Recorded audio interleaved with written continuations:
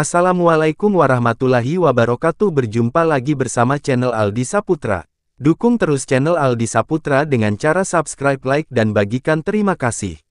5 hikmah dan manfaat hujan dalam pandangan Islam. Hujan adalah proses kondensasi uap air di atmosfer menjadi butir air yang cukup berat untuk jatuh tiba di daratan. Dalam Islam, jika ditelaah lebih jauh, hujan merupakan karunia dan hikmah luar biasa dari Allah Subhanahu wa Ta'ala.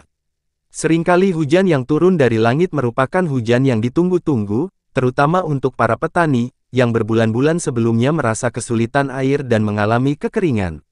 Namun, sebagian orang ketika hujan datang akan mengeluh karena menghalangi pekerjaan di luar rumah. 5 manfaat hujan dalam pandangan Islam. 1. Hujan adalah berkah. Dalam Al-Quran terdapat ungkapan bahwa hujan adalah berkah. Hal ini sebagaimana difirmankan dalam kitab suci, Al-Quran, yaitu yang artinya, "Dan kami turunkan dari langit air yang penuh keberkahan lalu kami tumbuhkan dengan air itu pohon-pohon dan biji-biji tanaman yang diketam." Quran Surat Kahf ayat 9. Dari ayat di atas, kita mengetahui bahwa Allah Subhanahu wa Ta'ala menurunkan hujan sebagai rahmat-Nya sesuai dengan kebutuhan seluruh makhluk-Nya. 2. Rahmat Allah Subhanahu wa Ta'ala yang selalu cukup bagi makhluk-Nya. Hujan turun sebagai bentuk dari keseimbangan alam yang Allah Subhanahu wa Ta'ala ciptakan. Dengan turunnya hujan, air di bumi akan terpenuhi bagi seluruh makhluk-Nya. Dalam surat Az-Zukhruf ayat 11, Allah berfirman, "Dan yang menurunkan air dari langit menurut kadar yang diperlukan, lalu kami hidupkan dengan air itu negeri yang mati, seperti itulah kamu akan dikeluarkan dari dalam kubur." 3. Dunia diciptakan dengan penuh keseimbangan.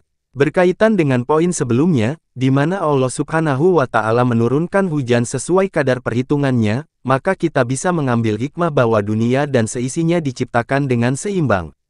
Tidak ada kelebihan atau kekurangan yang diberikan Allah. Jika memang ketika hujan terjadi banjir atau bencana alam, bisa dipastikan bahwa itu adalah hasil dari kerusakan yang dilakukan manusia itu sendiri. 4. Sebagai alat bersuci hamba-hamba Allah Subhanahu wa Ta'ala.